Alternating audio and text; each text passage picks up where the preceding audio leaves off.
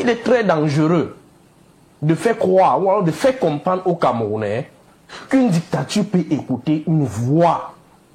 Vous savez, vous avez parlé des intellectuels tout à l'heure. Mais excusez-moi, mais j'ai ma définition, qui est également une définition aussi simpliste que tout le monde peut appliquer. Il faut faire la différence, Juliana, entre un intellectuel et un clerc. Celui qui appartient à un clergé, qui a été ordonné pour rendre ce qui est inacceptable acceptable, et qui est diplômé, n'est pas un intellectuel. L'intellectuel est celui-là qui prend la parole publiquement et s'engage pour des causes nobles, pour des causes salutaires. Celui qui fait des analyses objectives. Celui que vous traitez de clerc estime que la cause qu'il défend également est noble. Oui, c'est la raison pour laquelle je disais tantôt que c'est un clerc. Il appartient à un clergé. Donc son rôle, c'est de rendre l'inacceptable acceptable. C'est de tout faire pour que vous voyez ce qui est blanc, ce qui est noir en couleur blanche. C'est ça. Et toutes les dictatures du monde ont toujours eu des clercs. Ils ont ordonné les diplômés pour aller jouer leur jeu. Et c'est la raison pour laquelle, lorsque certains font des analyses, je me dis que mais ceux qui prennent même du temps pour les regarder, pour les écouter, n'ont absolument rien à faire. Il y a des documents et bien d'autres qu'on peut consulter, au lieu d'écouter ou de regarder certaines personnes qui en réalité ont été ordonnées par le régime central de Yaoundé pour dire certaines choses. Donc je voudrais à tout prix que ce soir, que les Camerounais qui nous regardent sachent désormais faire la différence entre un intellectuel et un diplômé ordonné dans un clergé. Donc ça c'était encore une phase. Maintenant pour avancer, vous allez vous rendre compte, s'il vous plaît. Pour chuter, mon frère Kédia a dit tantôt, a parlé tantôt de la loi, c'est de la volonté. Non, monsieur Kédia, il ne s'agit pas ici de la loi. Parce que je voudrais encore vous rappeler que l'apartheid était une loi. La peine de mort, c'est une loi. Mais sur le plan moral, c'est insoutenable. C'est ce que nous devons savoir. Donc pour revenir à ce que vous disiez, en 2008 et bien d'autres, on a levé le verrou sur la limitation du mandat. C'est mon cher René qui disait ça. C'était devenu une loi. Mais malheureusement, toute loi n'est pas l'aspiration de la population. Il y a des lois injustes. Des lois où la morale ne peut accepter. Et on ne peut dire qu'il s'agit là d'une loi. Vous avez parlé tantôt de l'opinion. Non, l'opinion, c'est vrai, c'est l'opinion président de la République de dire s'il peut être candidat ou pas, c'est de son droit. Les intellectuels également ont donné leur opinion, ce qui est également leur droit. Mais il faut aussi savoir, il y a une différence entre l'opinion et le bon sens. Vous pouvez dire ce que vous pensez, mais néanmoins, ça peut ne pas être du bon sens. Et si ce n'est pas du bon sens, ce n'est pas parce que vous avez la toge de docteur, de professeur, que vous allez manipuler la population sur cet angle et que les uns parviennent à comprendre que ce que vous dites est vrai. Non. Merci. Donc, en un mot comme Amine, pour terminer, j'invite les Camerounais désormais à faire la différence entre un intellectuel et un clerc qui a été ordonné dans un clergé pour prêcher une parole bien précise. Écoutez, vous savez qu'aujourd'hui, le gros problème qu'il y a dans notre pays en ce moment, de préparation des élections, de l'élection présidentielle, autant pour moi, c'est le problème de la candidature naturelle du chef de l'État, son Excellence Paul Biya. Ils sont coincés, quand je dis ils sont, je parle du dernier siècle du CPDM, ils sont extrêmement coincés. Parce que vous avez des personnes qui ont attendu, des aînés, on peut citer René Sadi si vous voulez, on peut citer le ministre des marchés publics, ils ont attendu quoi? Ils ont attendu leur moment. Vous savez, l'ambition, tout le monde en a, leur tour. Pourquoi et faire? c'est des personnes qui Pour sont, c'est des personnes qui sont des légalistes comme le chef de l'État. Ils ont attendu, ils ont travaillé. Il y a le ministre Famé Dongo, il y a aussi le ministre du Travail. C'est des personnes qui sont bien calées à l'intérieur du parti. Donc ils attendent depuis qu'on fait ce fameux congrès qui n'arrive pas. Maintenant, vous avez des jeunes qui sont aussi là, les noms bien cités. Il y a le SGPR, il y a le ministre des Finances, il y a Osbaba Bouquet, il y en a plein de jeunes comme ça aussi qui ont commencé à avoir de l'appétit et qui veulent prendre aussi la place du chef de l'État. Ça, il faut le dire, sans embâche. Mais maintenant, c'est un conflit de génération. Je pense que c'est le chef de l'État lui-même, son Excellence Paul Biya, qui avait dit que ce septennat ne sera pas comme les autres. La première chose, il avait stabilisé cela.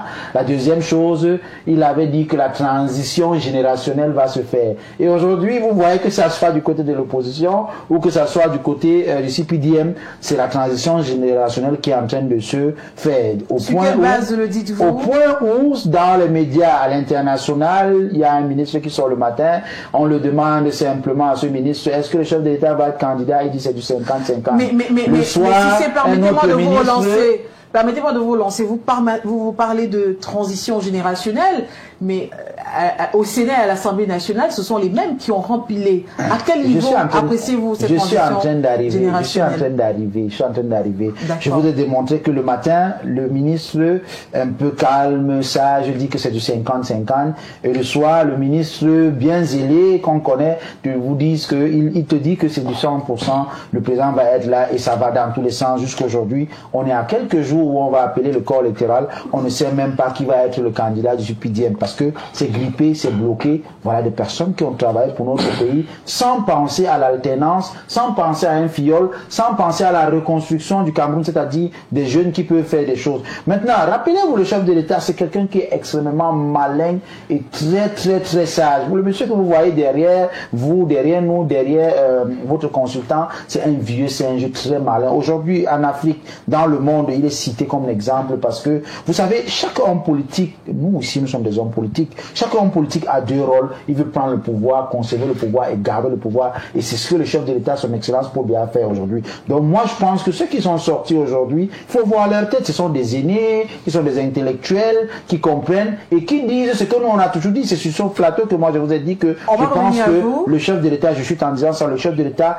doit laisser la place, lui, ses acolytes, ses affidés et toutes ces personnes. Mais maintenant, la bataille, elle est là parce qu'il n'a pas préparé cette relève malheureusement. En attendant, on prend la direction du téléphone où on va retrouver Maître Michel Ndoki qui fait partie des signataires, le collectif d'intellectuels patriotes pour le Cameroun, CIPACAM, qui a signé une correspondance il y a quelques jours pour demander à Paul Biya de ne pas se représenter. Maître Michel Ndoki, bonsoir. Qu'est-ce qui a motivé... Bonsoir à tous. Qu'est-ce qui a motivé la rédaction de cette correspondance et comment vous êtes-vous organisé pour en arriver là? Écoutez, personnellement, j'ai été contactée, on m'a proposé le texte et j'ai trouvé le texte très... je me suis reconnue dedans et donc j'ai décidé de signer. Je me suis reconnue dedans parce que je crois que aujourd'hui nous avons besoin d'un discours positif. Nous avons besoin de sortir de cette ambiance où on est en train de pointer des gens du doigt, où on est en train de lancer des invectives, des insultes, des récriminations, et de se demander et de proposer une voie de sortie. Nous avons passé les dernières décennies à faire le bilan de tout ce qui ne va pas. Nous voulons aujourd'hui dire voici ce qui pourrait marcher. Et ce que j'ai aimé dans ce texte, c'était que c'était ça la proposition, c'est ça le message essentiel. Nous voulons utiliser toutes les ressources qui sont disponibles et explorer toutes les idées envisageables pour sortir de manière la moins douloureuse possible de la situation dans laquelle nous sommes, qui est une situation d'impasse. Voilà ce qui a guidé, je crois, cet élan. Alors, Maître Michel Ndoki, quelle voie avez-vous employée pour faire parvenir cette correspondance directement dans les mains du président de la République? Écoutez, on n'a pas utilisé de canal particulier à ma connaissance. Il y a deux façons de faire. Vous avez un courrier à déposer, vous allez le déposer chez le destinataire. Et puis, vous voulez être sûr qu'il va le recevoir, que ça va pas se perdre dans les couloirs. Et vous faites une lettre ouverte. Donc, nous avons fait les deux. Et nous savons que le courrier est arrivé à destination. Mais vous avez vu dans le contenu de cette correspondance, c'est à la fois une demande au président de la République et une interpellation à l'ensemble de la communauté camerounaise, de la communauté citoyenne camerounaise, pour dire qu'est-ce que vous en pensez. D'ailleurs, une pétition a été lancée à laquelle nous invitons les uns et les autres à participer pour relayer cette demande. Qu'est-ce que vous en pensez si nous demandons, puisque aujourd'hui nous ne sommes pas rassurés par rapport à la façon dont les choses vont se dérouler, qu'est-ce que vous en pensez si nous augmentons nos chances on saisisse enfin l'opportunité de 2025 pour entrer tous dans le 21e siècle et le Cameroun avait? Qu'est-ce que vous en pensez si nous faisons ça tous ensemble en demandant? Parce que nous savons que ce geste-là, oui, ça va réouvrir des perspectives, ça va insuffler un message d'espoir, ça va libérer des énergies, ça va certainement ramener de l'harmonie là où on ne voit que de la méfiance, de la négativité, du sectarisme, du repli identitaire, etc. Le chef de l'État aujourd'hui dirait pour la nation camerounaise, je fais ce geste, je veux accompagner la prochaine génération des leaders de cette nation vers un mieux par rapport à là où nous sommes.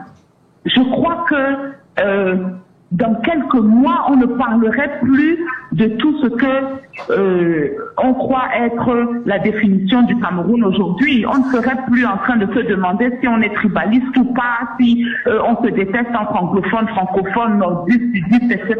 On serait occupé à reconstruire cette nation parce que c'est ce que nous demandons. Justement, Maître Ndoki, êtes-vous certaine que Paul Biya soit celui qui doit répondre favorablement à vos doléances? N'avez-vous pas eu l'impression que cette lettre devrait être adressée à quelqu'un d'autre?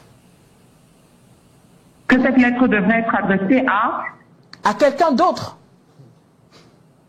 Je crois qu'elle devrait être adressée à celui qui, depuis 43 ans, a gelé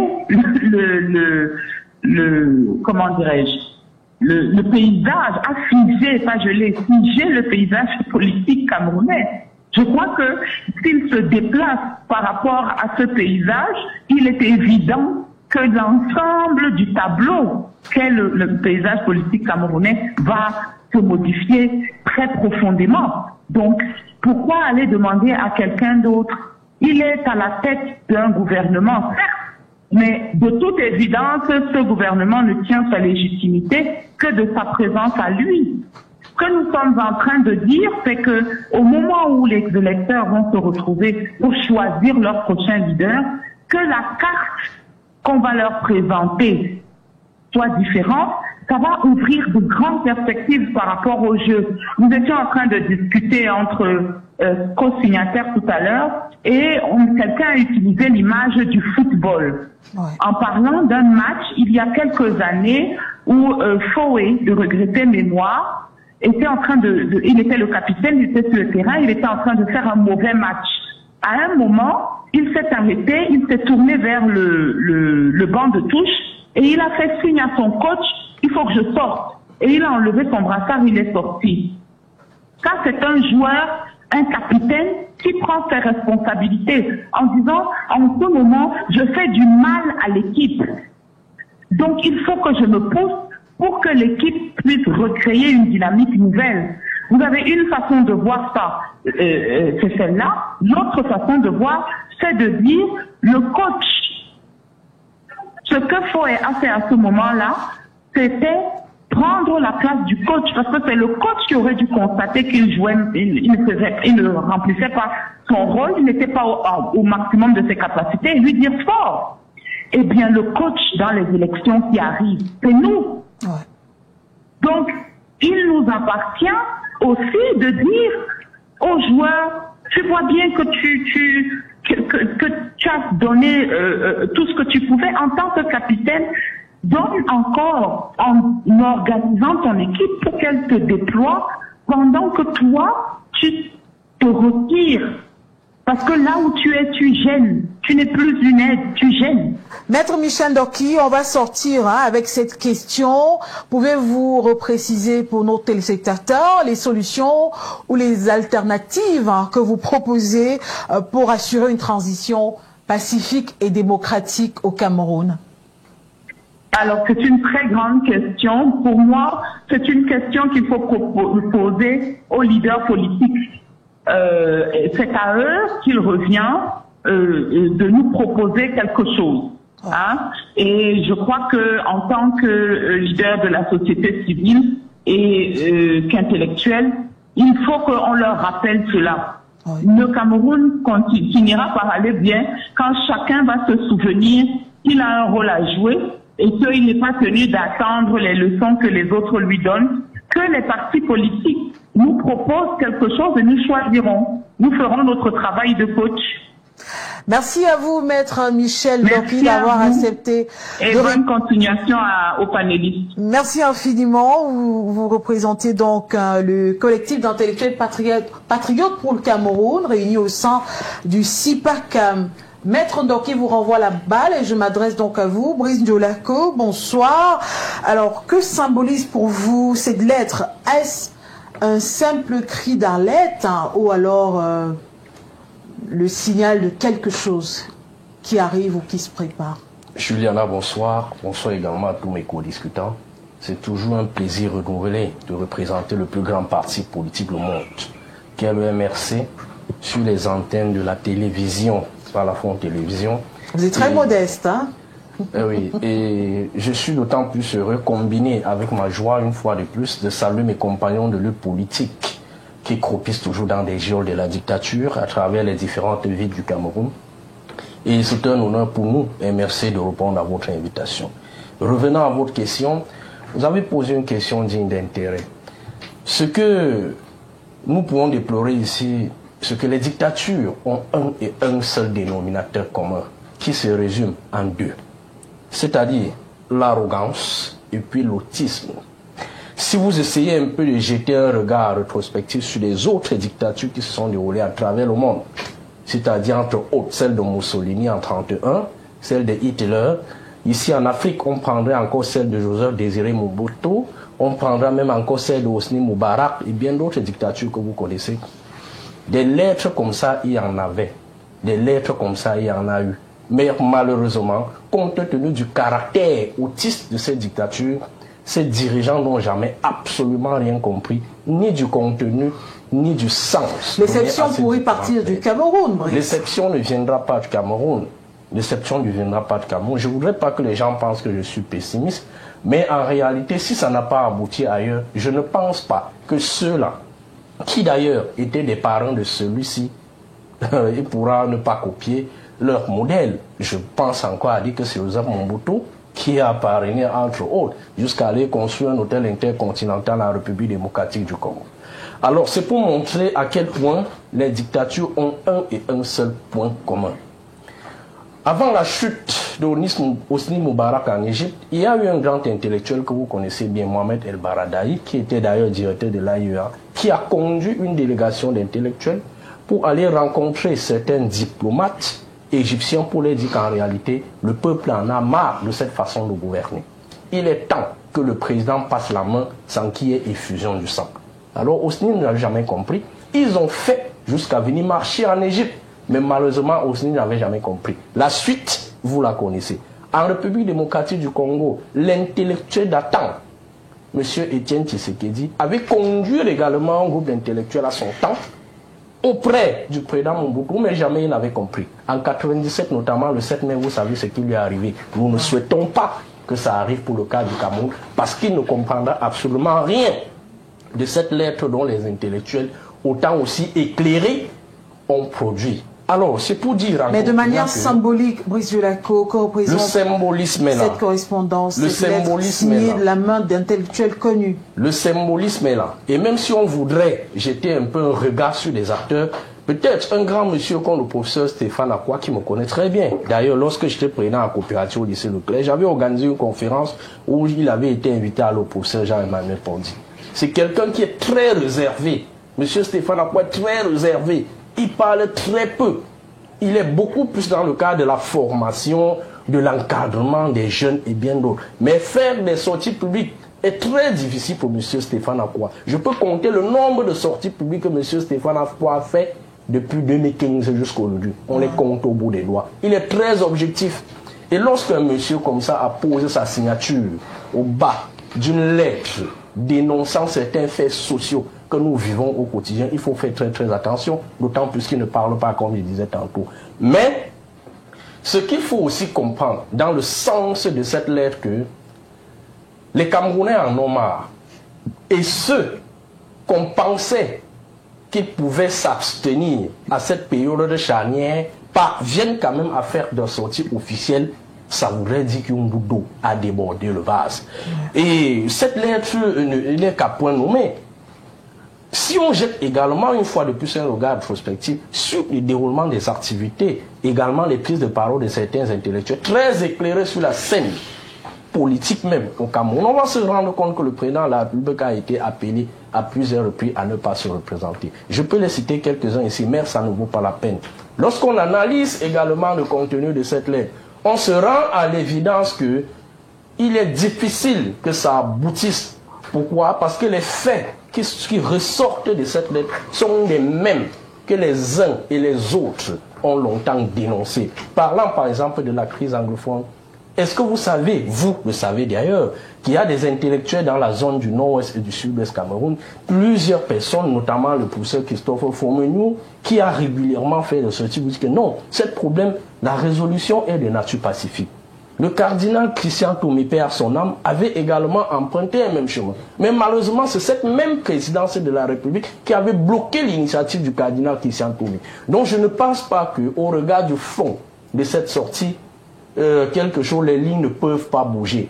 Madame Juliana Tada, un dictateur a beau se déguiser en plusieurs couleurs, mais ses objectifs restent les mêmes, c'est-à-dire le maintien au pouvoir par tous les moyens, quel que soit le prix à payer. Monsieur Koumbia n'écoutera pas. C'est comme la nôtre où, j'ai dit tantôt, on laisse croire que tout le monde est libre de faire ce qu'il veut, bien entendu, dans le cadre de la loi, mais on s'assure pour que personne ne puisse véritablement faire ce qu'il veut dans l'expression de la loi. Un exemple, c'est quoi? C'est que les intellectuels aujourd'hui, pour chuter effectivement, sont obligés de se lever pour dire « Monsieur Biya, ne vous représentez plus pour entrer dans l'histoire ». Pourquoi ils ne l'ont pas dit à Kamto? Pourquoi ils ne l'ont pas dit à Ossi Ochoui? Je ne sais pas qui d'autre.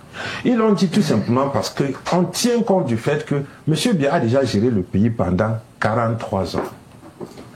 Et de manière, je veux dire, universelle, et ce n'est pas une spécificité camerounaise, on sait que le pouvoir ne doit pas être éternel, ne doit pas éternellement durer au pouvoir. C'est pour ça qu'il y a ce qu'on appelle la limitation des mandats.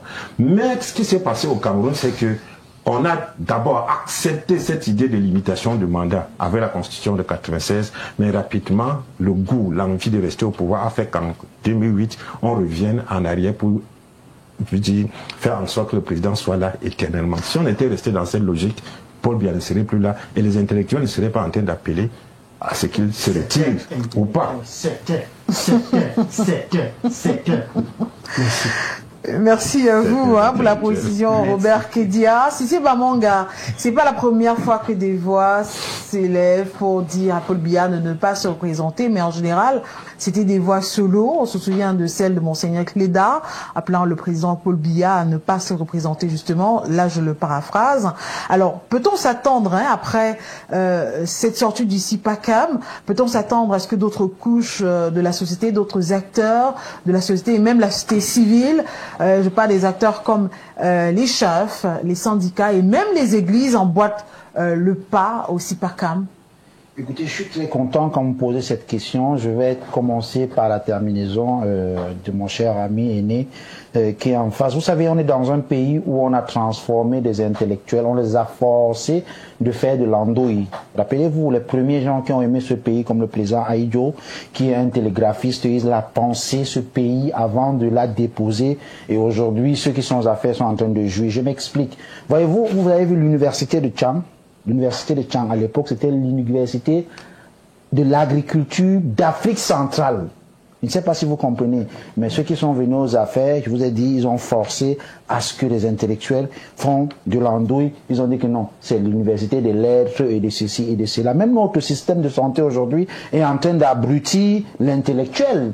On a des enfants à la maison. Moi, j'ai une cousine qui me dit qu'elle a une licence. Elle ne sait pas te dresser une lettre ou une demande, ou elle ne peut pas te classer par ordre alphabétique quelques schémas que tu as travaillé et qu'elle peut t'aider en fin de journée. Donc aujourd'hui, c'est compliqué. Alors quand on voit des vrais intellectuels, entre guillemets, qui sortent aujourd'hui, qui comprennent que la situation est extrêmement grave, mais c'est tellement grave que moi je vous ai dit qu'aujourd'hui, mon ami du CPDM que j'aime beaucoup, il faut qu'il m'explique ce qui se passe. Parce qu'on sait que s'il faut faire une déclaration, s'il faut qu'on présente un candidat, il faut passer soit par un congrès, soit par un comité central, soit par un bureau politique. Mais aujourd'hui, après avoir, ces intellectuels, après avoir présenté un remaniement politique, rappelez-vous, hein, dans le CPDM, c'était toujours ça. On a fait un remaniement politique. Donc on est resté, on a dit que toi, bon, tu es comme ça là-bas, toi tu es comité central là-bas, toi tu es remaniement politique sans s'asseoir. Alors que là, on parle d'une association très grande, très forte, peut-être l'une des plus belles et des plus fortes même,